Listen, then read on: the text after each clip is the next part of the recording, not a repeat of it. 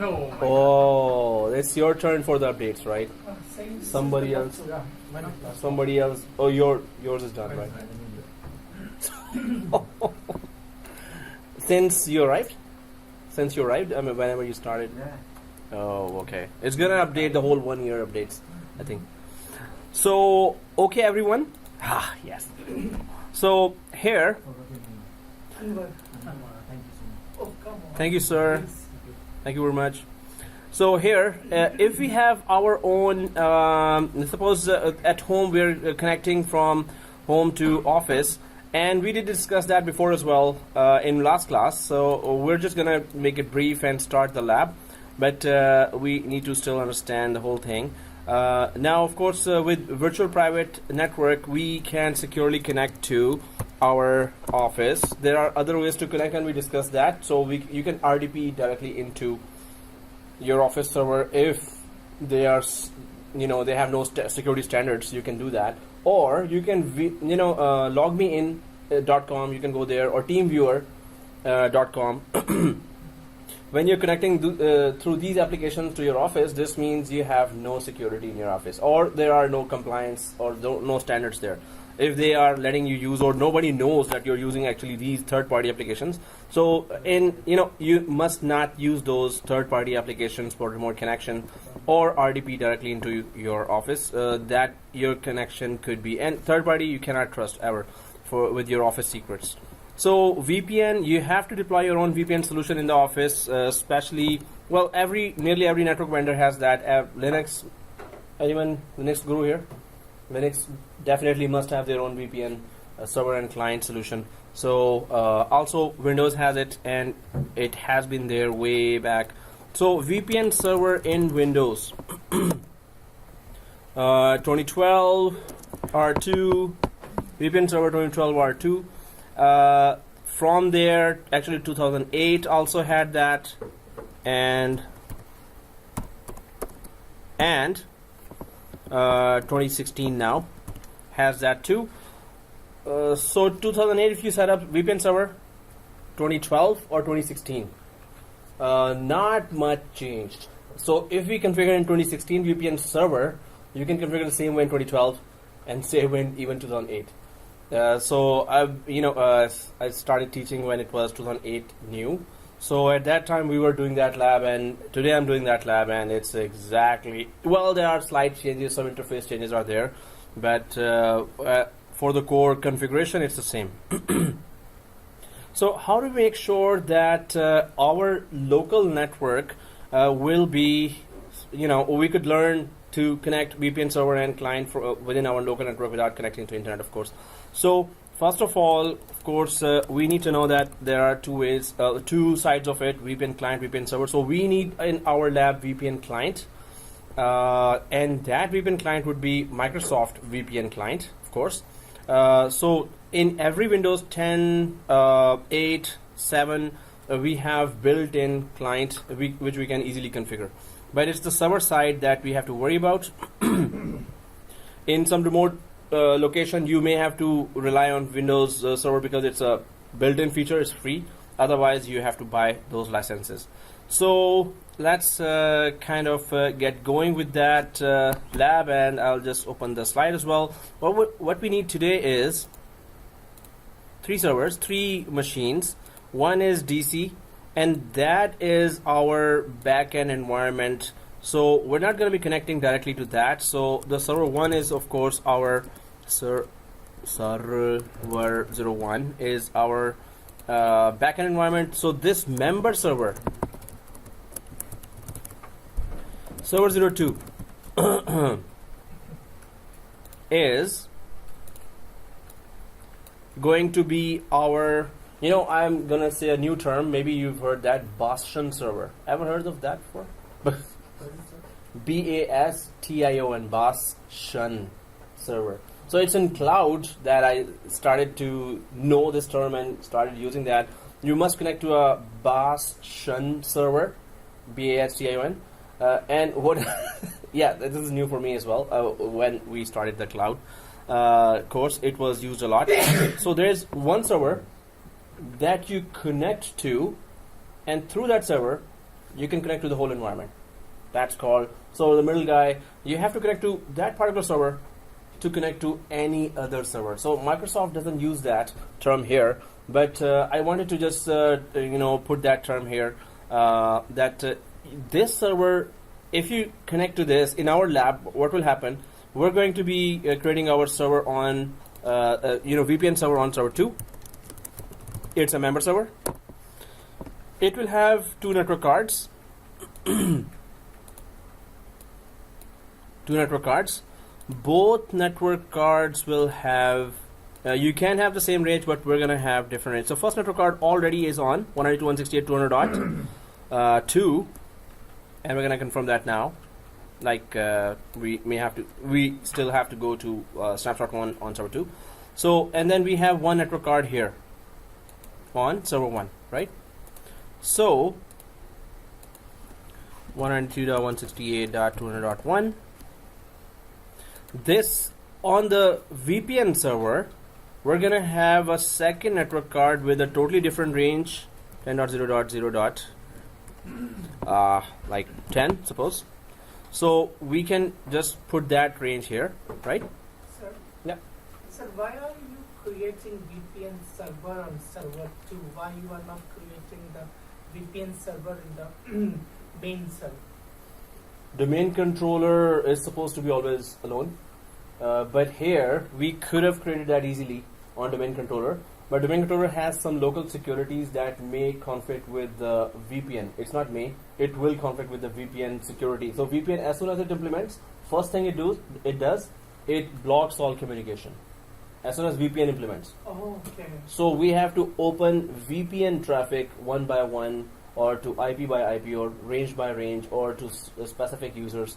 So it blocks everything right away as soon as it gets implemented. Okay. So on domain controller, that's going to be disastrous. So any other solution, suppose the other like DFS, distributed file system, or any other solution, DHCP, DNS, yes, we can put on domain controller.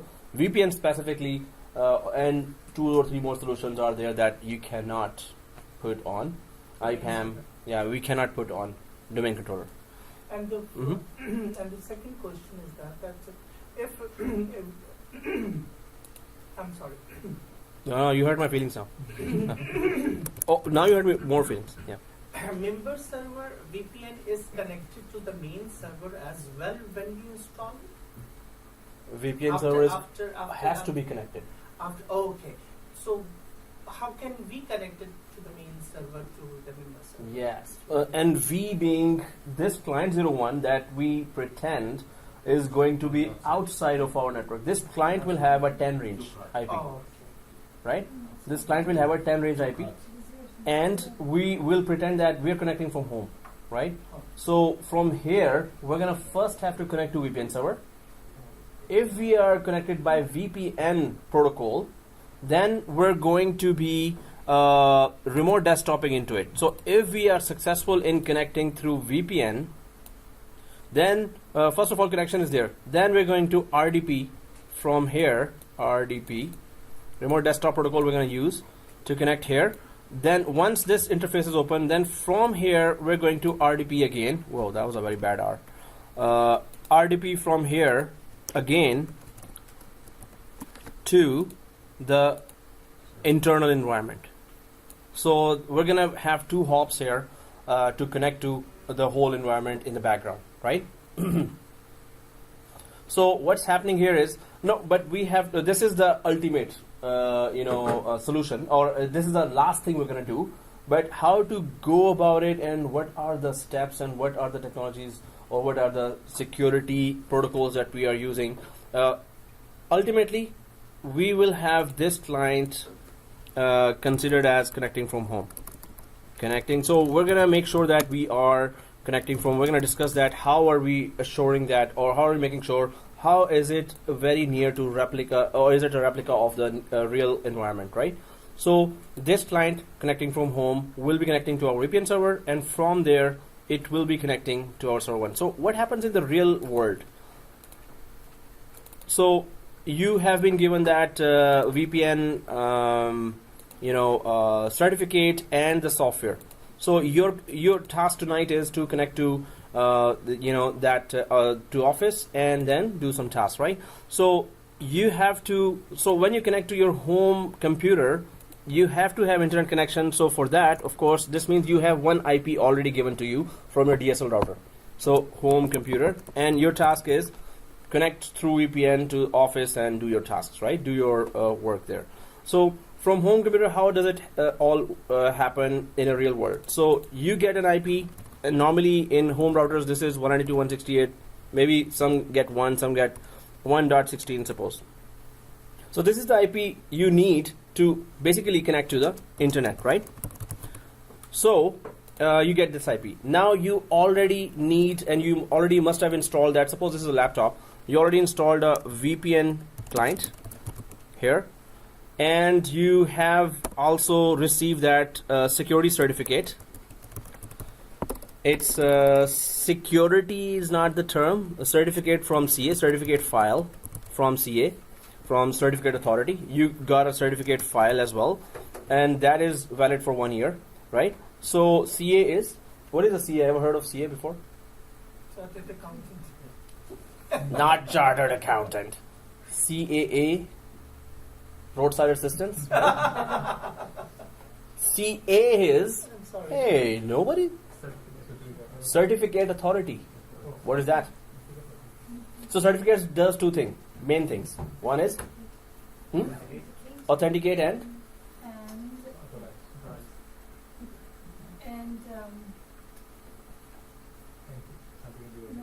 yes, authenticate and encrypt. Two things certificate does: authenticate and encrypt, right? So certificates has to be either received from local CA or public CA, right? Public CA, famous names are GoDaddy. You can just go to godaddy.com, get a certificate from there, right? And from DigiCerts, and then there are VeriSign. That's very famous.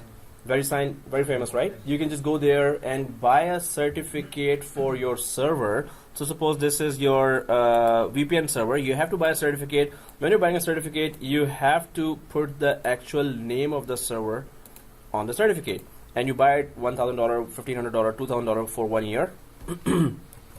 And it's server 2.netplusdomain.local. You have to give the exact name, domain.local.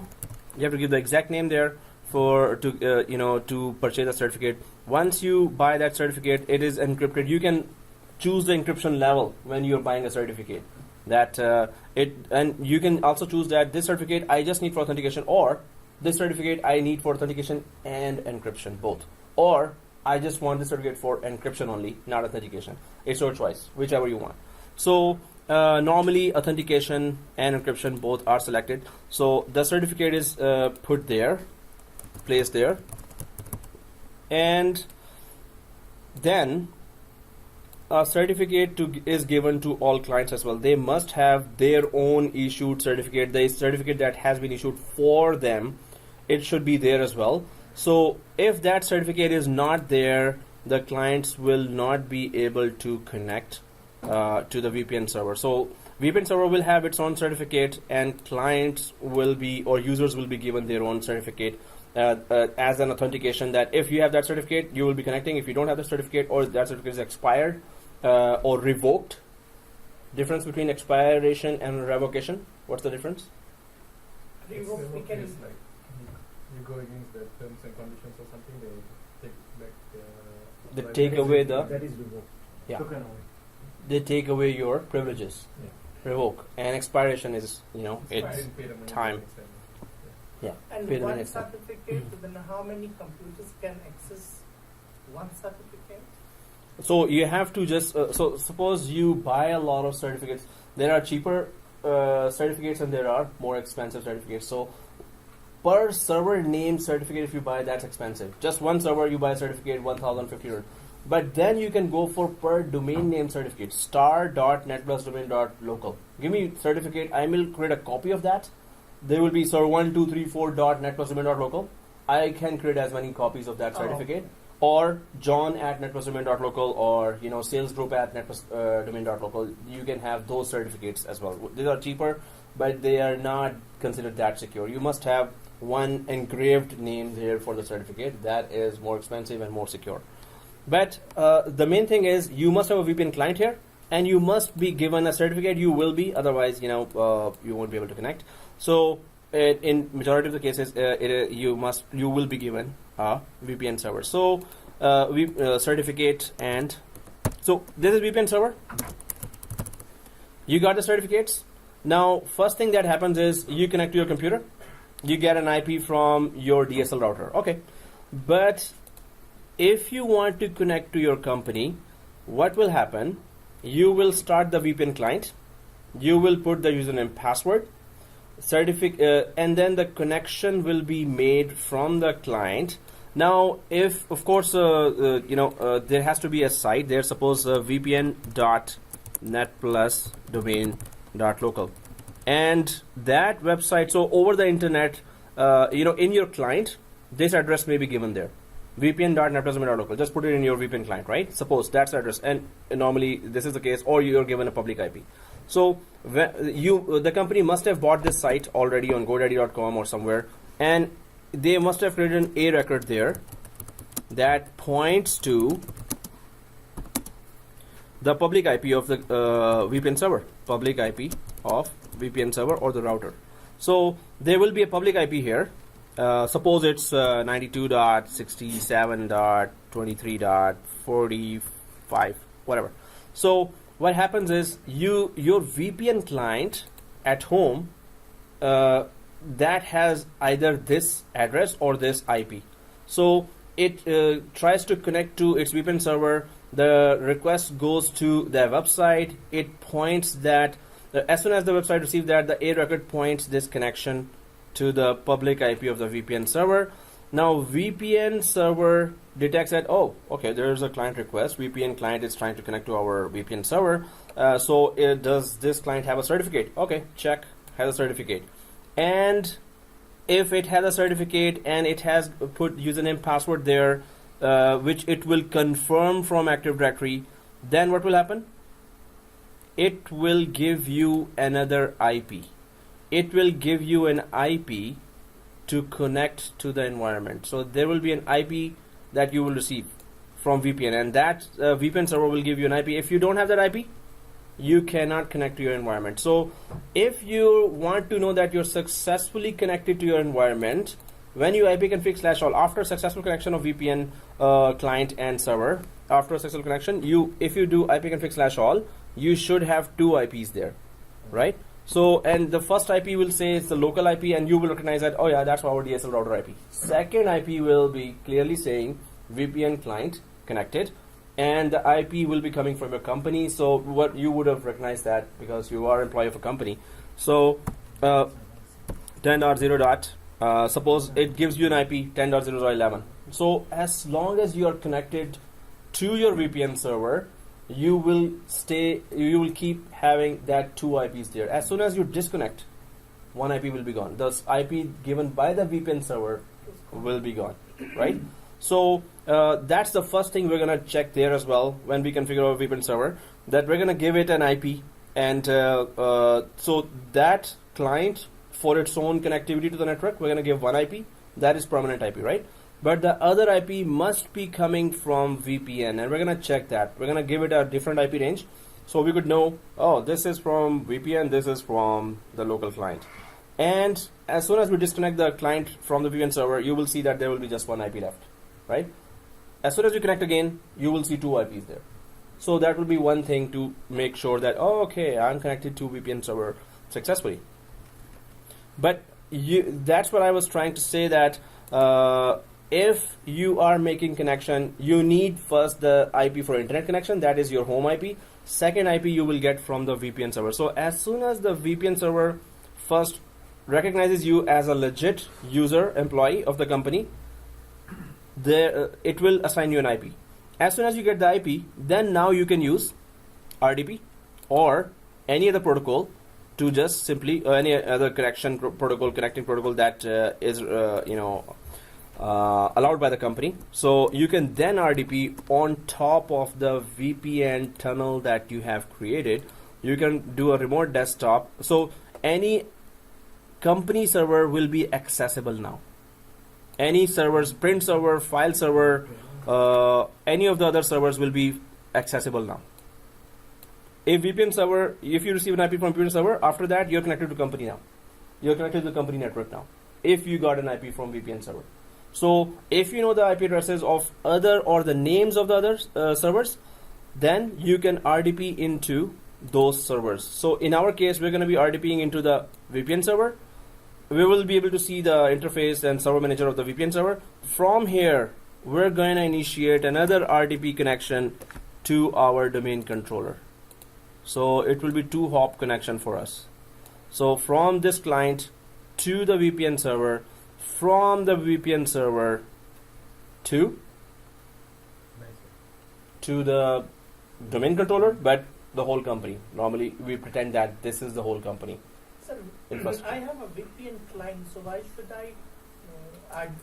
I use the RDP to connect the server with the server? VPN is the bridge.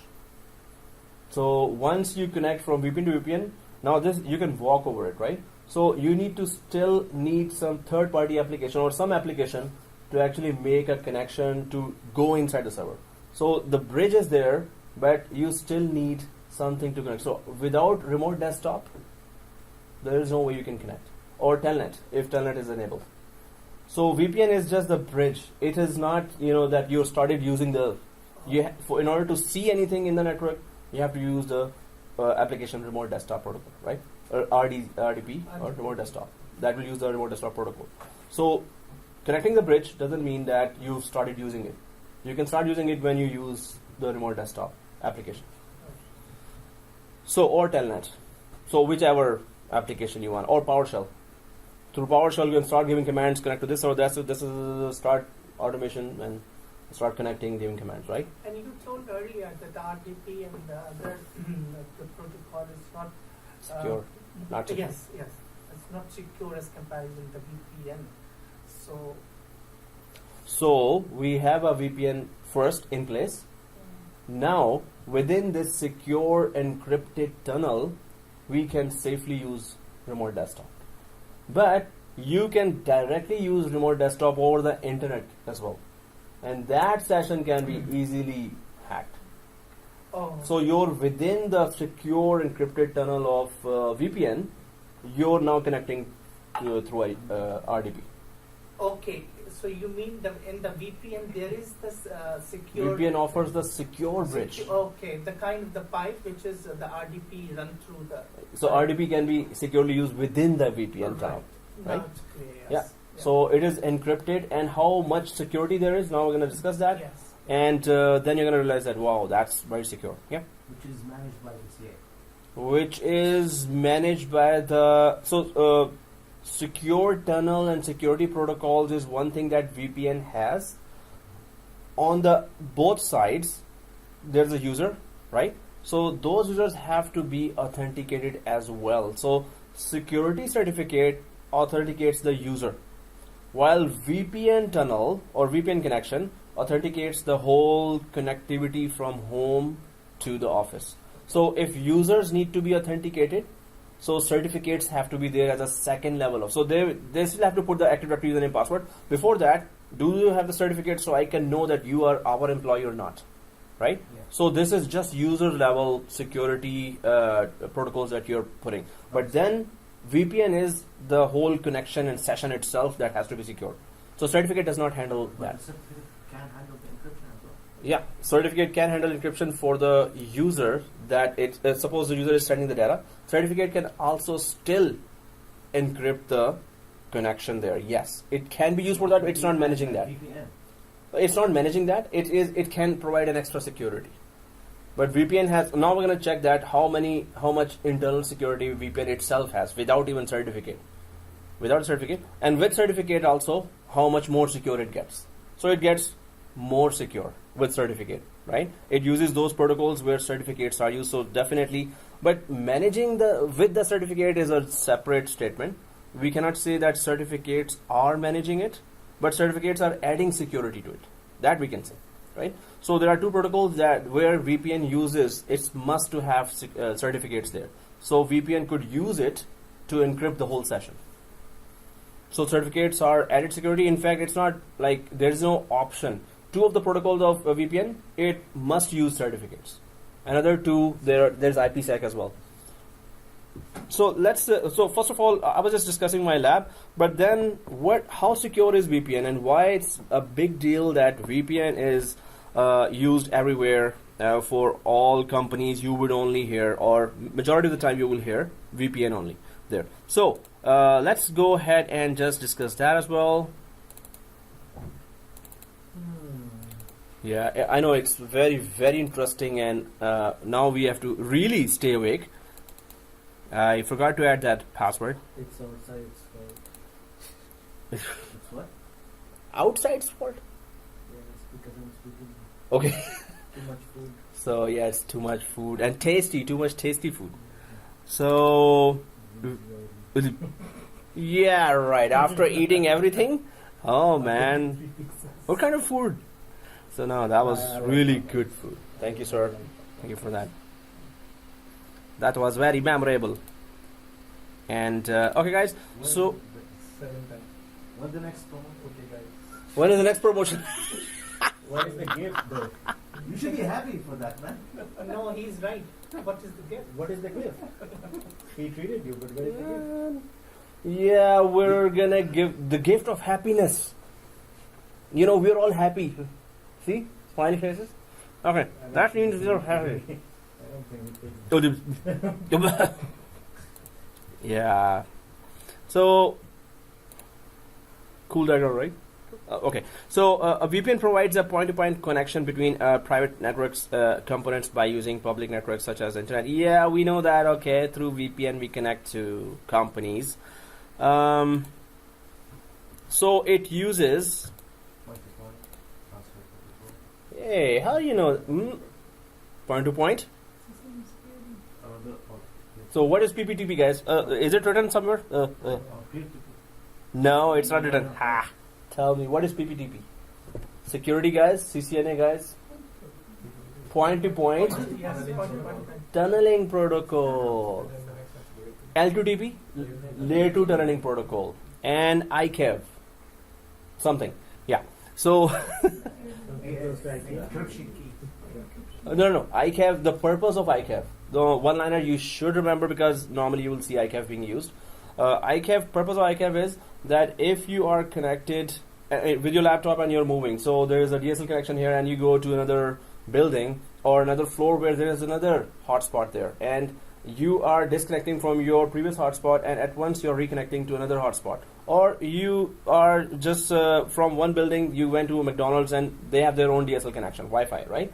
So as soon as you disconnect from the previous hotspot, it should keep your session alive to a certain extent that the next hotspot connection will be there. So suppose you're working on Word and the Word was open actually remotely. So it's going to try to secure a connection until you connect to the next hotspot and you will see no difference. Oh, I'm connecting or disconnecting, or there is a freezing between disconnecting from here and connecting there. So ICAV tries to keep your connection smooth even when you're changing from hotspot to hotspot, right? DSL to DSL.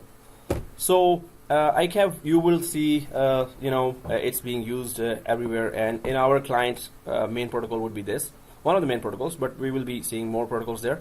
So connects to side-to-side VPN, connects two portions of a private network, the calling router, the VPN client, calling router, calling. So we are calling the VPN server. So from the VPN client, authenticates itself to the answering router, which is the VPN server. So they call it calling router and answering router. So requires that you create a demand dial interface.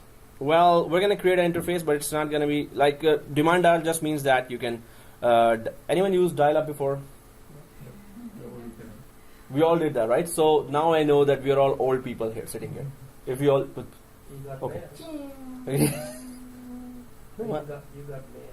You got mail, yeah, exactly. And it's something like that. Oh, and a lot of. So it's a modem we used to have. I used to go for US Robotics, the best modem available, and then wow, the speed was so good, and I wasted a lot of money. 40.4 kbps. Yeah, 40.4 kbps. At that time, that was wow. So, alright guys, so you can create three types of site-to-site VPNs. PPTP, L2TP, ICAV can be persistent or on demand. So you can continuously be connected through those protocols, or it could be on demand, connect and disconnect. You can control traffic by using either IP demand dial filters or dial out filters. So we're going to check what are these. So PPTP. What is PPTP? Point-to-point tunneling protocol. First of all, port is 1723. Provides data confidentiality, but not data integrity or data authentication. So guys, what's the difference between confidentiality and data integrity or data authentication? Confidentiality, integrity. Do you see any difference here? Confidentiality of a data, integrity of a data. So confidentiality is that, is it hidden enough? Can you just, is it confidential? Is it you can just put it into, change it to rubbish, right? Integrity is that, was it corrupted for some reason? Was it changed? So confidentiality would be if some hackers change the data, it's still readable, but it has been changed, it has been hacked. Integrity is the data was corrupted that you cannot read and you want to make it readable, but you cannot because it's corrupted. There's some error in the data, right? So integrity just means that the data got corrupted or the drive got corrupted, and in turn it corrupted the data as well. Confidentiality is it was hacked. If confidential was attacked, confidentiality, it means it was attacked by a hacker. So data is readable, but it's the wrong data now. It's the data that was not there before. So that's the difference between the two. Data authentication. Where is data originating from? So we're supposed this data is originating. It is originating from New York branch. We think that we are connected to New York branch with our Toronto branch, but maybe the hacker actually hacked the session and is impersonating as New York branch itself. Man in the middle attack. So hacker. So it happens that you are connected to New York branch. Suppose Toronto New York branch. As soon as at once the connection gets disconnected. At once you got reconnected, but you think that you are connected to still the same New York branch. But now hacker got into it and reconnected with hacker's own servers. So you think you're still connected to New York, while hacker now you're it's impersonating New York branch connection, and it's just grabbing your information now, right? So it could happen as well, and that's why there has to be some protocols there. IPsec is one of the top ones. You must have Cisco people must have. So when I say Cisco people, I'm just looking at that area, right? The fruit area, right? So it's Cisco people. So, well, there's so much fruit that it has to. Okay. So anyway, that's very healthy as well. It's okay. Whatever is there is never gets shared. So. Oh. Hey, there's so much fries here, but okay. So yeah, L2TP/IPsec. Guys, whenever I mention IPsec, you're gonna see IPsec so many times. It's gonna be written again and again somewhere. So I just put it on my forum as well. IPsec, and there are 5 things you need to know about IPsec, and then you could just mention it to others as well. Okay, IPsec does 4 or 5 things. What are those 4 or 5 things?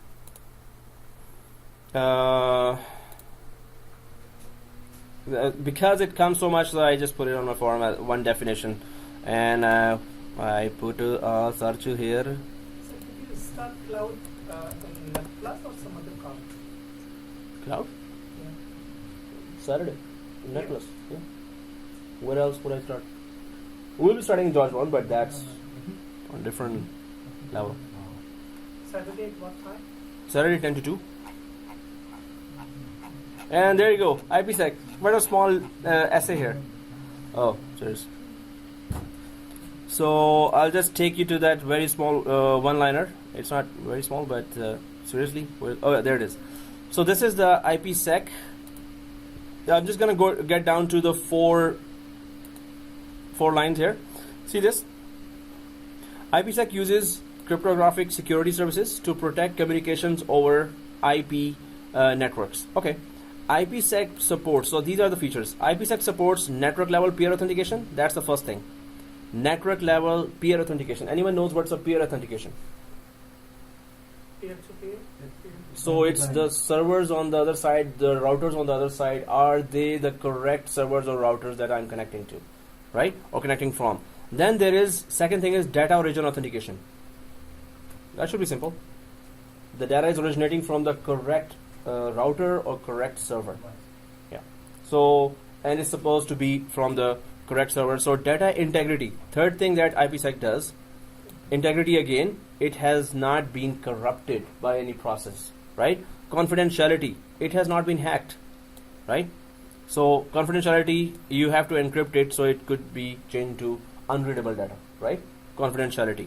And replay protection. Fifth thing IPsec does is replay protection. That's where, you know, you replay a session impersonating as that source to which you were connected before.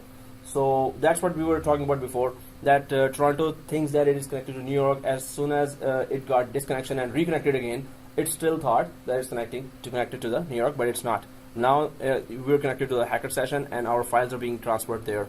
And we're thinking we're still connected to the same source. If IPsec is not deployed, replay protection will not be there, and data confidentiality, integrity, data origin authentication, and network peer level authentication. So it's gonna check all sides of the connection, that is it coming from the correct source, is the data originating from the correct source, is the connection made from the correct source, and then data has started copying from the correct source as well, and then data is not corrupt, data is not hacked, and then nobody hacked our session as well.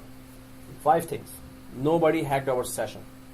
So that's when IPsec protocol does that, right? So that's where in 2012 firewall, Microsoft was saying, hey, we did a very big thing in security. And what was that? We connected IPsec to our server-based firewall. So that was a big thing. Now server-to-server communication has to go through all these security checks as well. Even in LAN, you can enable IPsec, and you can have these server-to-server communication between the branches as well as within the LAN also. These 5 security checks will be done there as well, right? So IPsec, or Internet Protocol Security. So this is one thing that we should keep in mind, that IPsec really goes extensively towards checking the source and the data, corruption and replay attacks, and if it was hacked or corrupted, right? So L2TP/IPsec, and it uses a lot of ports. Whenever there are a lot of ports, you have to have a fight with the firewall administrator.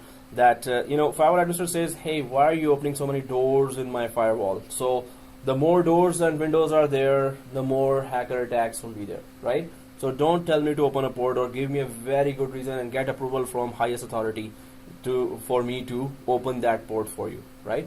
So it's always a fight. Always you have to say that, okay, it's very, very crucial that this port be open, otherwise it's gonna affect our business, right? So L2TP/IPsec, VPN can use this protocol uses either certificates or pre-shared keys for authentication.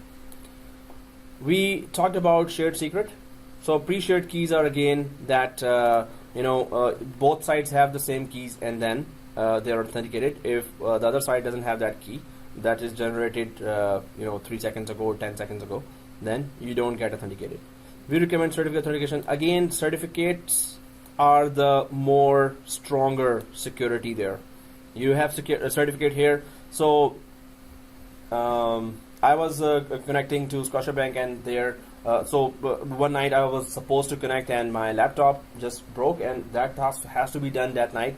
So I thought, okay, I have a desktop that has no security, that has actually, I know that there are viruses inside that desktop. My kids were using all kinds of games there and everything. I needed a computer, that was only one. So I thought, I'm sure it's not going to connect to my bank network, of course. So I put that VPN client there, and then I tried to connect. Of course it didn't connect. As soon as I put from my laptop the certificate file inside that VPN client, I'm connected. So it did not check the type of connection, or was there any threat from that connection, or was that PC from where the connection was being made, is that PC secure? Does it have secure applications there, or does it meet security standards, right? So as soon as I put the certificate, that's it, I'm connected, and I'm like, oh, thank God, did the task, sent an email to the boss, hey, all night I did that. That's it. But I was like, what? Huh? Yeah. And I did that so many times. Oh, okay. So then I said, shared that story after some time, and boss says, oh, really? I do that all the time. Who cares? And I'm like, okay. I thought we were a very secure environment. So, alright guys, here, so definitely certificate is something that you will have. And certificate is given to you according to your contract. If you have 1 year contract, or if you have 3-month contract, certificate life will be 3 months as well. 1 year contract, or if it is auto renewal, it depends on that. So SSTP. So L2TP is layer 2 tunneling protocol developed by Microsoft and Cisco, and mainly by Cisco, right? So it's open, it's not proprietary. Is it Cisco proprietary? I'm looking at Shahul now.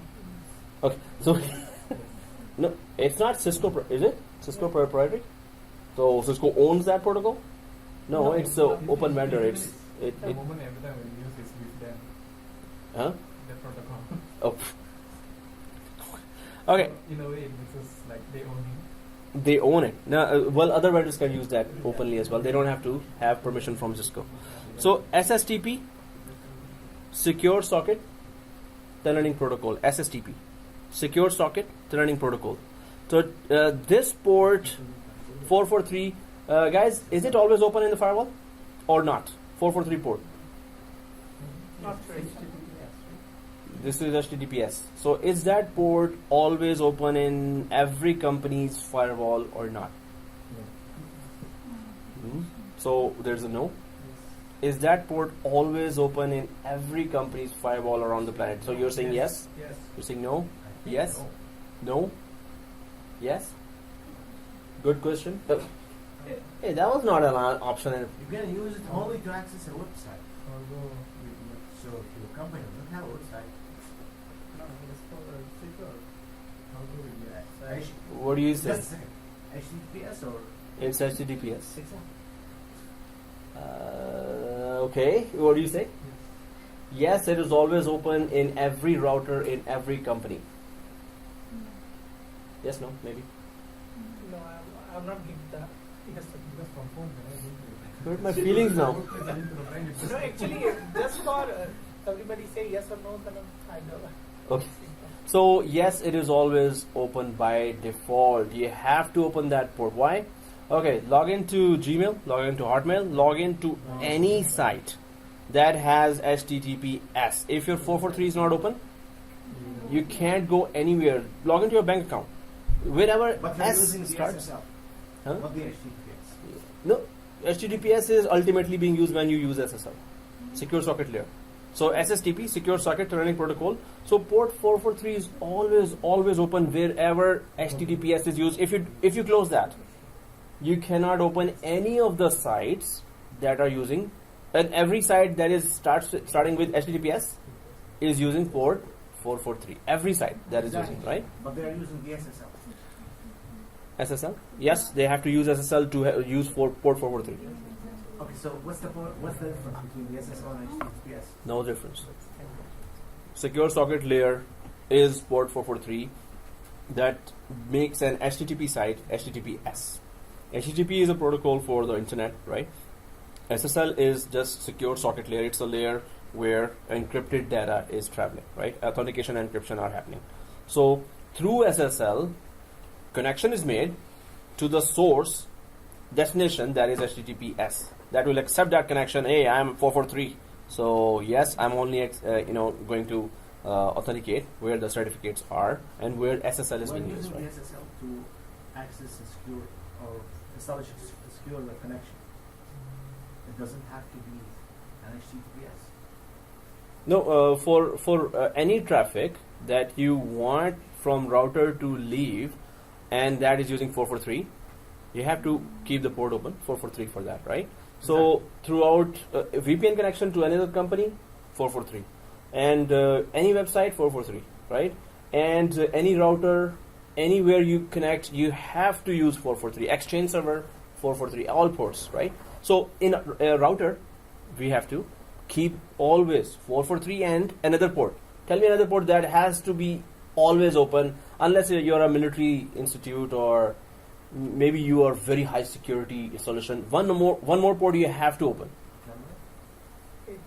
80. Port 80 and 443. These two ports are always 99.999%. These two are always open, right? 443 and port 80, right? But others, these you have to fight on. These two ports are good for the hackers. We know that. So why we are not trying to secure something between 443 and the 80? No, 443 is secure port. No, but the 80 is the internet traffic, right? So it goes through our firewalls. It goes through the traffic goes through some security software, IPS and IDS, intrusion prevention detection and intrusion prevention software and intrusion detection software, IDS and IPS. One detects and one prevents, IPS and IDS. So you must have other software to secure that traffic that you have to open. If you don't open that traffic, port 80 and port 443, your business will be affected badly with that. Okay, and You have no communication. Okay. Yeah. And my second question is that when we are creating a new VM virtual machines, in the best practices, we always firewall off. So why we are It's not a best practice. It's our choice. We don't want to keep on adding exceptions to the firewall to learn any new stuff. In production environment, every new DNS port 53, you have to create an exception. Active Directory port 338, you have to create an exception. DHCP SQL Server 1433, you have to create an exception. SMTP 25. So we keep on adding that here. We turn it off. We need to consider it on the understanding of the concept. That's why it's not a best practice to turn off the firewall. Okay, guys. So here we can yeah, it's a practice environment, test environment, so we don't need security here. So we get that SSD uses SSL to provide data confidentiality, data integrity, and data authentication. All three things are provided by 443, pretty secure, right? So confidentiality, integrity, and authentication. Then ICAV, which is port 500, again, fight with the firewall administrator that if you are implementing anything other than SSTP, you will have to just prove that yes, it is very secure and you need to open it. It is going to give us business benefits, right? So then firewall administrator will open that. So supports the latest IPsec encryption algorithms to provide data confidentiality, integrity, and authentication. Again, you can see these three words again and again being used. Data confidentiality, integrity. So hacker attack has to be thwarted, as well as it has to be without any conflicts. And third thing is authentication. It is coming from the right source. These are the main 3 points about the data that has to be secured. So, okay, I'll just go for this and then let's start the lab as well. So here there is PAP, CHAP, MS, CHAP, V2, and EAP. See, so simple. Okay, what is that? So PAP is password. Password authentication protocol. So this is the most unsecure.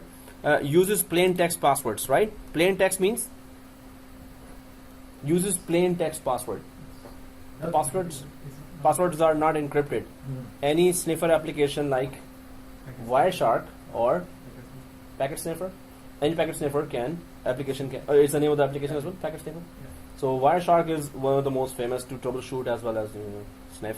So you can grab that password. So definitely PAP you don't use in production environments. The least secure authentication protocol does not protect against replay attacks. Seriously.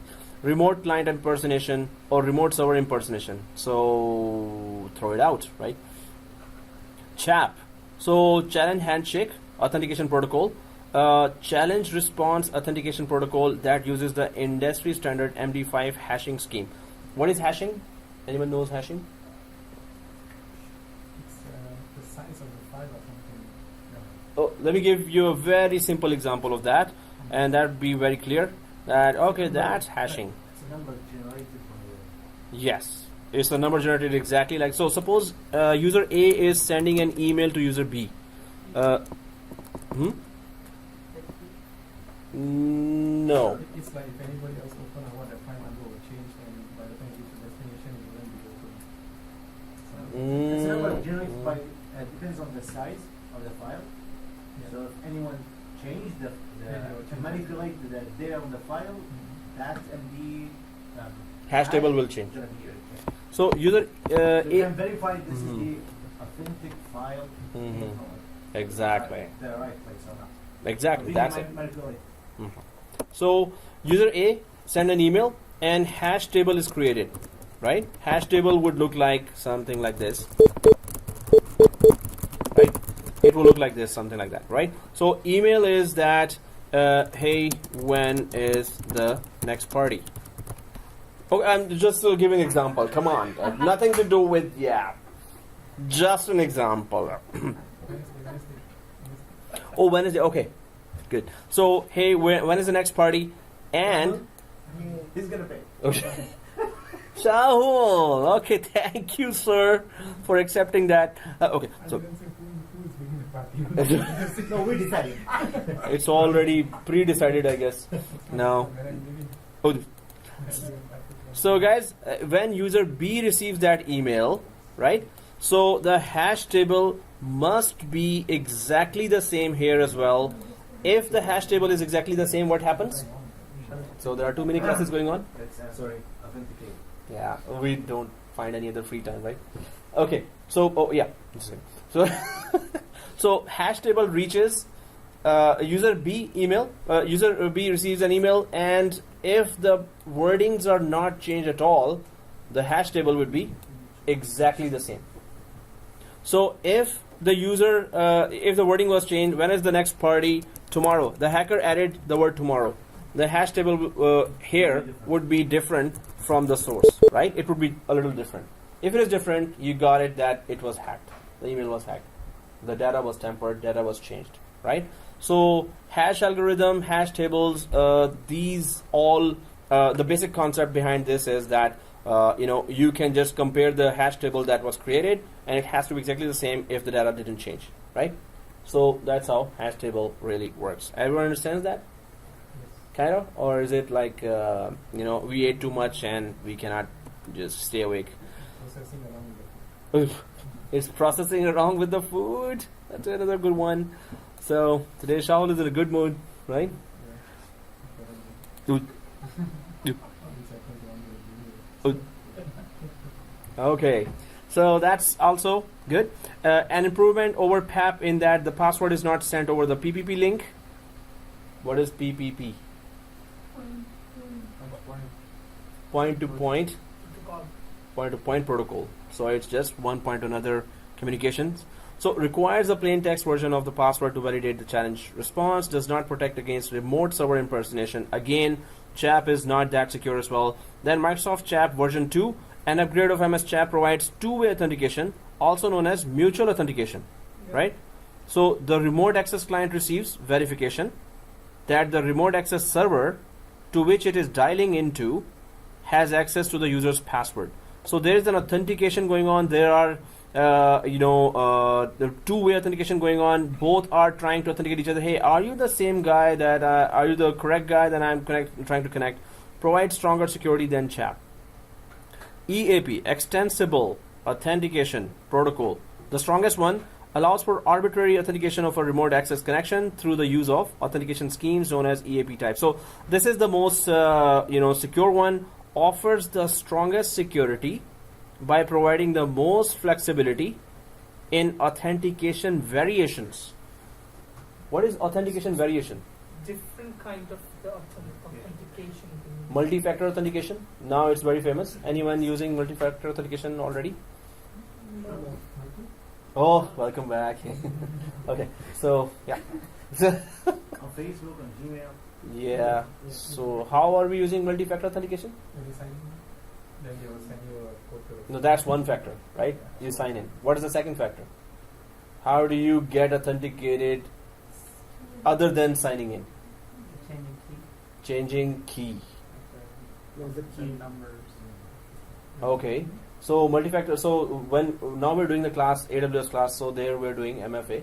multi-factor authentication. So it's Google Authenticator you download on the cell phone, and then it generates a number for 6 seconds or 10 seconds, and you have to put that, otherwise number will change, then you have to put that, right?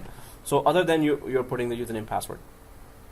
So there are a flexibility of authentication variation. So EAP would be, so previous one, what is the difference between this table and this table? Again, options for VPN tunneling protocols. Yes. And then this is VPN authentication option. What's the difference between the two tables? Tunneling protocol So is if- VPN.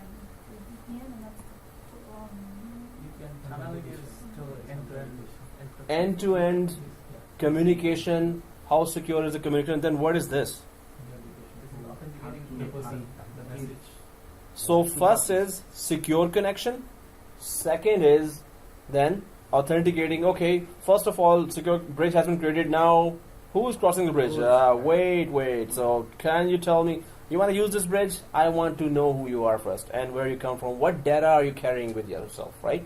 So first, the secure bridge is created. Then whoever wants to use it, they need to be authenticated as well. They need to be checked as well. Whatever they're carrying has to be checked as well, right? So that's that's why then we're saying that RDP, don't use that remote desktop directly from here to your company, or do not a third party like TeamViewer. They are somebody else's servers. We don't know who is having access, and they are trying to get your data from there or not. We don't know that. So in big companies, normally these all sites are blocked, and remote desktop connection is blocked. Those ports are blocked, right? So all these sites, TeamViewer and everything, you cannot use them. So VPN reconnects. If you get disconnected, it reconnects you right away. That's VPN reconnect. Seriously, what's so difficult about reconnect? So okay, guys, let's start our tricked. Yeah, so app triggered VPN feature. So any app that you double click could trigger a VPN connection. Like that app connects to your accounting department accounts application. So, but you're at home. So if that application is programmed that if you're outside the network and if somebody tries to open that application on the client side, so automatically start the VPN connection, and then once VPN is connected, connect this accounting client side to the accounting server side application. So app triggered would be that you connect the VPN connection with some app that was being used in the office, right? So in the background, as you just have to double click the app to connect to Office with VPN and connect to the server ultimately, right? Okay, guys. So let's get going with our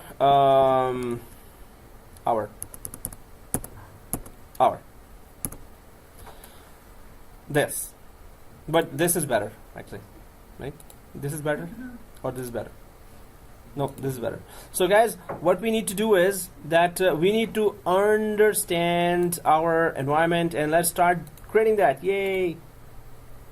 So what we're going to do first is we're going to make sure that our domain controller is in one piece. We made so many pieces of that chicken, but our server should be in one piece, right? So second thing is our server 2. Is it a domain controller or a member server? Members. So if it's a member server, then we need to just go for making it a clean machine. So we're going to go for snapshot 1 of server 2, right? So let's do those two things. First of all, I'm just going to connect to our server 1 here, and that is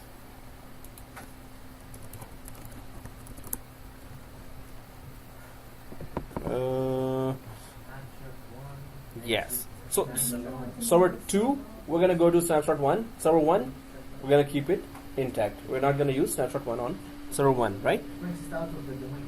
Yes, exactly. So we need to stay on this current domain, because it might then we have to do some more extra troubleshooting, and that's going to waste our time. I'm gonna add it to this. Oh, okay. Is snapshot 1 on server 2? Perfect. So guys, on server 2 we just need a clean machine, very clean machine actually. So I'm just going on server 2. I'm there, and right click. We know the drill now. Snapshot manager here, and snapshot 1.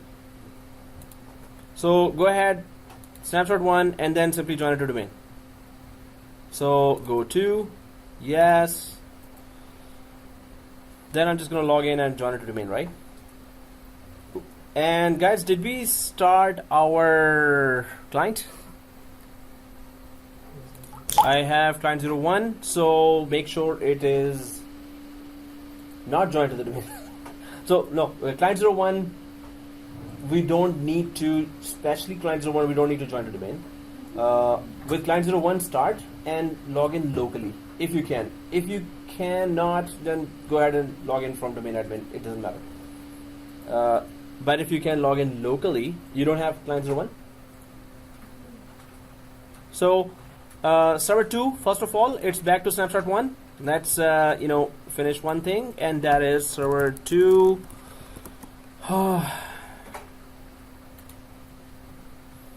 Server 2, right? All we need to do is just join it to domain. Now, on server 1, I'm just going to go to Active Directories and computers and check if server 2 already is added there. Definitely it is added there on server 1. Yeah, server 2 is there already. So while I've gone back to snapshot 1 of server 2, if I go back to server 1 temporarily and open my Active Directories and computers and go to computers here, server 2 I can see there. Because I'm about to join it to domain, I don't want this server 2 here in computers container already. I'm about to join anyway, so I don't need it here. I don't want it to create some confusion and conflicts there, right? So I'm in server 1 and then Active Directory, users and computers, just to keep the joining to domain process simple and no surprising errors. So server 1, Active Directories and computers, and computers container. Why? I just want to delete server 2 that is already there, right? Because I snapshot back into that server 2 which is not joined to domain. So when it joins to domain, it will say, oh, there's already a server 2 there. So I don't want that error to come, right? So I'm just gonna right click and delete this server 2 that is already there in Active Directory, users and computers in the computers container. Do we understand what we're doing here? Right? Any questions? Okay, so now I remember I was supposed to copy your machines here. Yes. After half the class is gone, it's nearly finished. Yes. Right. Before we were so, at once we were on another planet because Papa is, we were like in some other planet. This is only the Delete. Yeah. This is only the option. To eat Popeyes? No. No. Okay. No, there are other restaurants as well nearby. Next time. Oh, next time, yeah. Yeah, if we deleted Server 2? the server 2 from the main server, Yeah, domain controller. Yeah. domain controller, is it only the way to delete it, or is there another way to do it? With PowerShell we can delete, and also we can simply join it to domain. It's gonna say it is already there. We could then change the name on the client side. Better delete from here and then keep the same name. Oh, okay. So Because this is the easiest way. this is the easiest way. So I'm gonna go to server 2, local server, and now I'm gonna simply join, and I expect no errors, although fingers crossed. So domain Netplus. Oh, seriously? Are you kidding me? What? I took a screenshot, a snapshot when it was joined to the domain? I don't do these things. Yeah. Okay. Yeah, you know, yeah, can't do it. Oh, really? After No. Yes.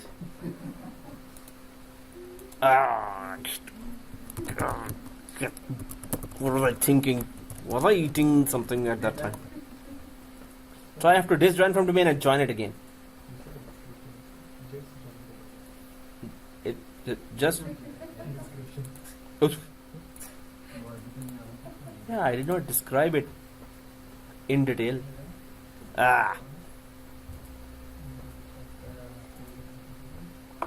Okay guys, client 01 also start. We can save our time. I think this lab is gonna continue.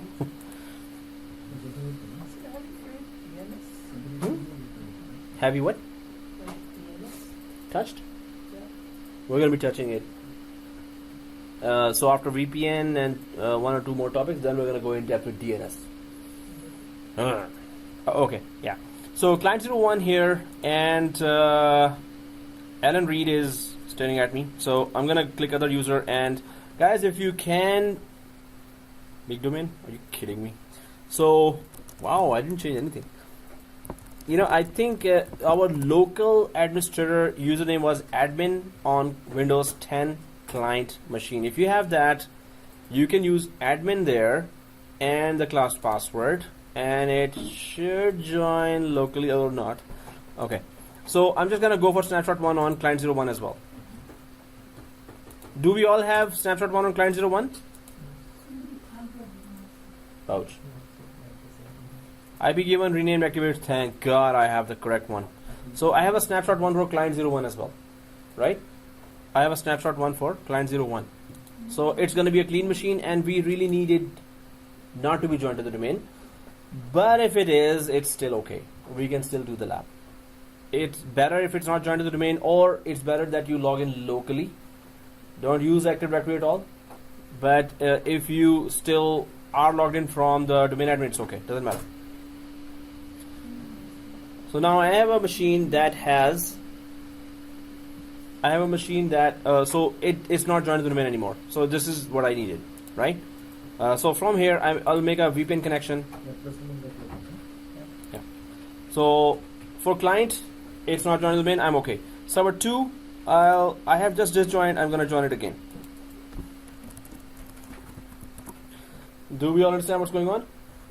Good.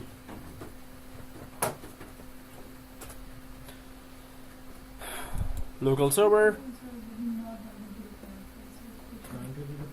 Oh, if you have the snapshot 1, but this would be the correct time to apply that. Domain Netplus domain dot local. Oh, seriously? So I'll just press OK. It just takes a little time.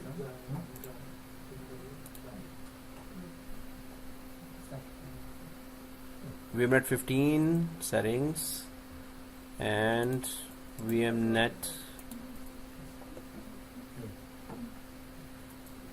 15. Okay, we're good. And on the client side, I'm just gonna check if it is VMnet 15 as well. VMnet 15. Okay, we're good. So server 2, I have logged in, and I'll just press OK, and now it is netadmin and the password. Okay, so join the domain, guys. So let's start that lab. Now, if it is joined to the domain, log in from netadmin. Yeah. We had another network plan. Exactly. So now let me just create that quick lab. So where are we right now in terms of our lab? So we have those two servers here. Second server joined to the domain is a member server now. Now we already have one network card on each server. So, and it has 192.168.200.1 and 200.2 IPs. We're gonna add a second network card here on server 2. So Pretend it's the outside. yeah, so this second network card will be actually receiving the VPN traffic only. That's it. And the other network card is just connecting with the local traffic, LAN traffic, right? So it's always recommended to have VPN server with 2 network cards if you're using a server for that. If you're using a appliance for that, right? So like a router or rack server, then it also normally has 2 interfaces or 3, 2 or more. One interface is a no-no. It's a no-go thing. Don't go for that. It's not secure. So 2 interfaces. Now this is going to be a VPN server. So this is going to be actually a VPN NIC network card dedicated for VPN only, and this will be the LAN. So now if we have our member server already created, let's add the network card, let's rename them LAN and VPN, and then let's start installation and configuration of VPN server itself. So on server 2, if it is a member server, let's go there and add second network card on server 2. So right click on server 2, go to property, go to settings,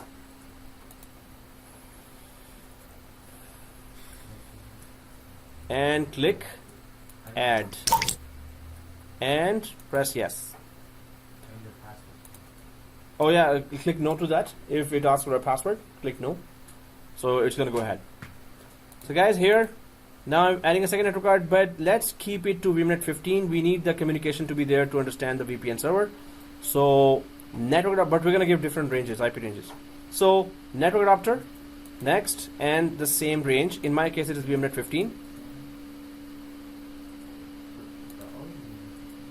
Yeah, so the second one also VMnet 15, right? So we need the communication between the two, but we're going to give different IP ranges there. But we need the pinging to be there. We need the communication. So if it's different VLAN, they cannot even talk to each other, right? If you put a different VMnet, so VMnet 14 here and VMnet 15 on the first network card, so VMnet 14 and 15 are actually VLANs. So VMnet 14 machine cannot talk to VMnet 15 machine. You have to ping, if you want to ping, both have to be on the same VMnet. So that's why we're going to put it on same VMnet, right? No, it's on the same. Yeah. VPN server should make that connection that way. No, it will be making that connection with different IP ranges. Automatically, it's going to create that bridge itself. If it is different IP ranges, but if they are totally on a separate physical, suppose it's a separate physical switch, or they are connected to one physical switch with one network card on one VLAN, second network card on second VLAN. Suppose two network cards of the same machine are on different VLANs. What will happen? If two network cards on the same server, they connect to a physical switch.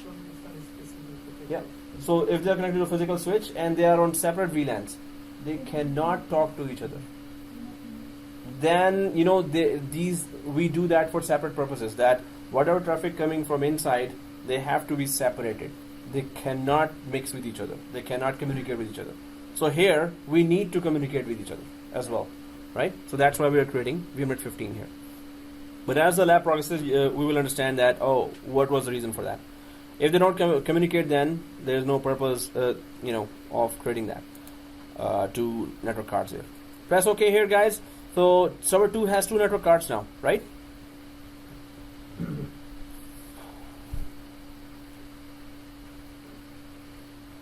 Now let's log into that. Other user. Make sure you're logging from netadmin, not from administrator on server 2. Netadmin, not from administrator on server 2.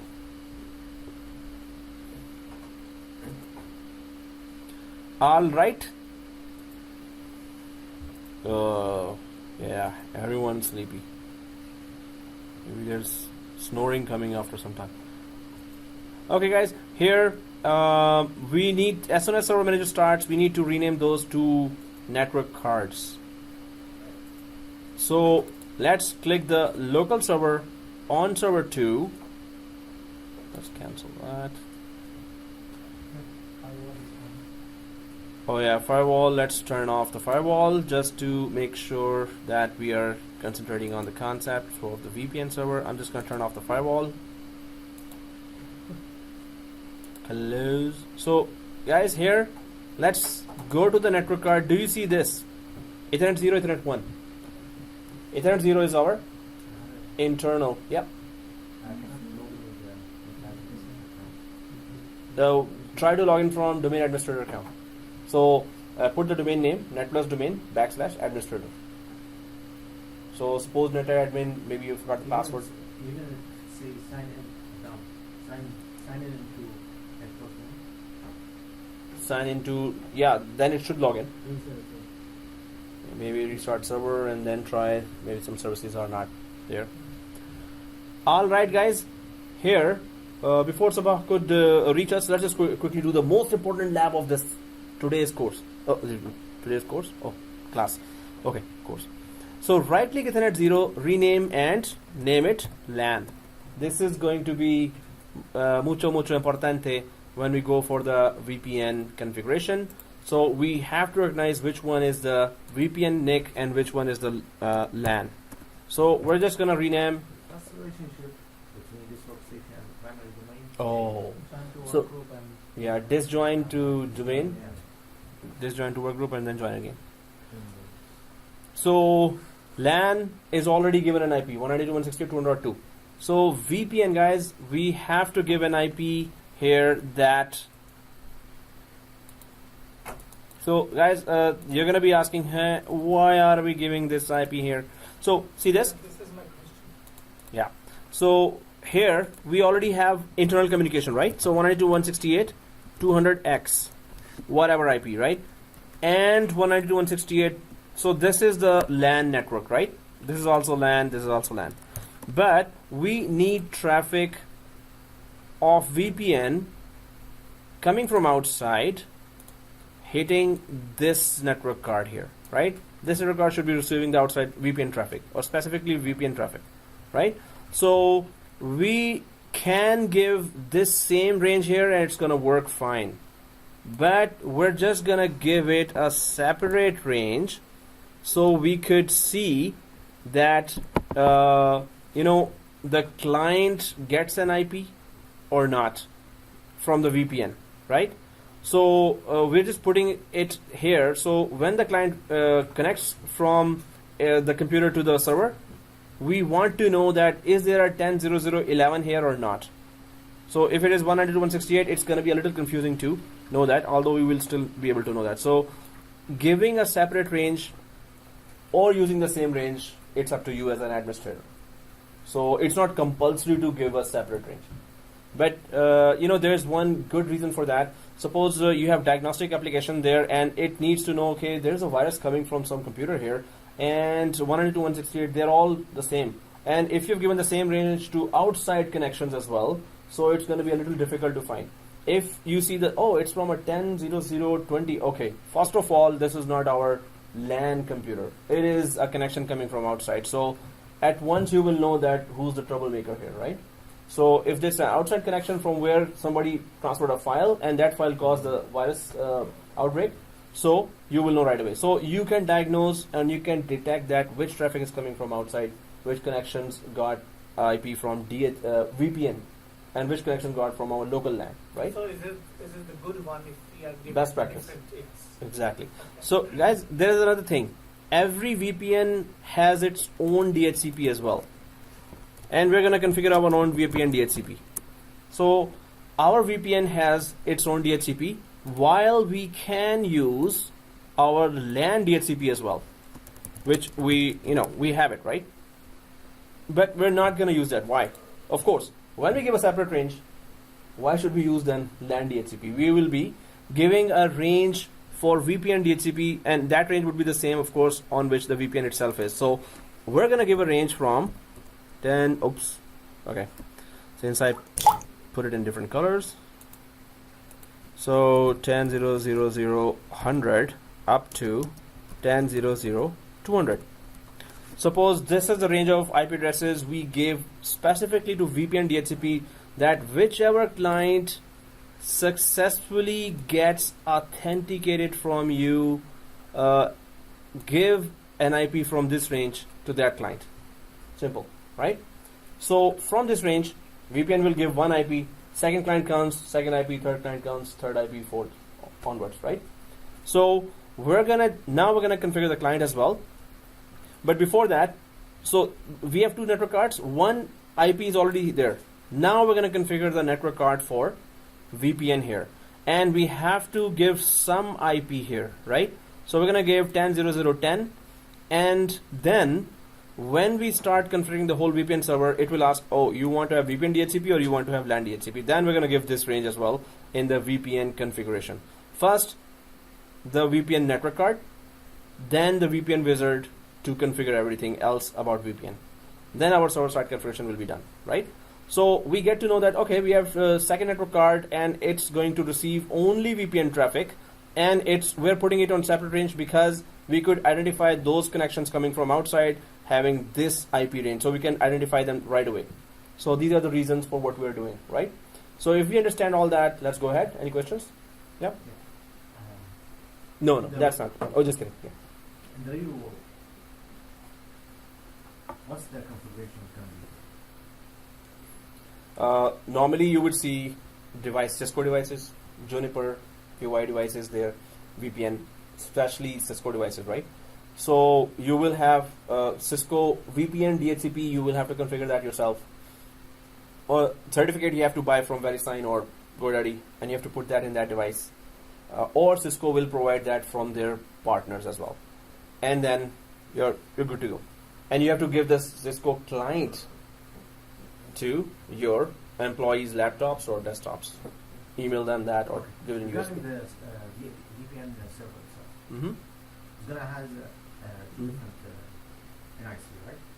Yeah. One of them is connected to the local. Yes. What about the other? Other one is receiving the traffic. The whole traffic is hitting the second one. So VPN server will be in DMZ, in real environment. What is DMZ? What is that? Outside. There's no communication. Perimeter network, but there is no. Communication between outside network and this inside. Inside the zone. Kinda. But when you're saying, I mean, when you're saying, Hmm. The firewall. Yeah, that is also true. Yeah, you were saying? when And you're also- saying that excuse me. the Yeah. clients are hitting the second network card, you mean the VPN card, right? Yeah. VPN clients will be hitting the second network card. So if I have a firewall photo here, firewall. So there's the firewall photo, and DMZ is already here. DMZ. Okay, anyway, so we're just going to, if I just type firewall and then DMZ, it will just give you a map. So, okay, that's the simplest one. Is there any lab for a firewall? Yeah, there's a lab for firewall as well. So you are Going to do that. okay, because this is the important, very important in the market, right? Definitely. So guys, yeah, definitely we're going to be doing that. So guys, here, DMZ, see, very clear picture. So what happens is that there's a firewall here to, this is going to internet. So this is inside, right? So there's a firewall on this side to protect the servers, perimeter servers from internal attacks, and from outside there's a firewall to protect the servers from outside attacks. So the servers here in DMZ are mainly here to receive the traffic from outside. So the traffic comes through the firewall and then hits the VPN server here. VPN gets authentication from Active Directory, tries to check that hey, is that our user or not, and it also checks that if there's a certificate or not. If the certificate is there and the user is also authenticated from Active Directory, what happens? It will give the IP to the user, and the user will be able to connect through VPN to the inside network. So within DMZ, you have to put that Citrix gateway, whichever server is receiving traffic from outside, you have to put it inside DMZ. And from DMZ, they go through the internal firewall to the inside network, right? So this in real environment, it would be inside the DMZ, the VPN router or VPN device, appliance or server will be there. Yeah. When the gateway of the line, then through firewall, Through it has to go through the firewall. then the both side of the DMZ server has a different IP address or subnet. We can put it as different or subnets as possible. Yes, this could be on a different subnet as long as the routing is enabled. Yes, go ahead. Put any type of subnets here. Different IP range here, different IP range here, as long as we have routing enabled and it is always enabled. Firewall, that firewall is going to be the gateway. Yeah. Yeah, definitely. They Through cannot connect no, directly to the DMZ. So they cannot. They have to go through the firewall to connect to any inside servers within DMZ. They have to go through the firewall for that. And this is not only firewall plus router, or firewall and router. Either that firewall router is the same device, or it's first firewall, then router, then this internal servers, right? The DMZ servers. Then after DMZ servers, the internal network, full network is there, right? So in real environment, you have to put VPN server inside DMZ. See, it's so simple, right?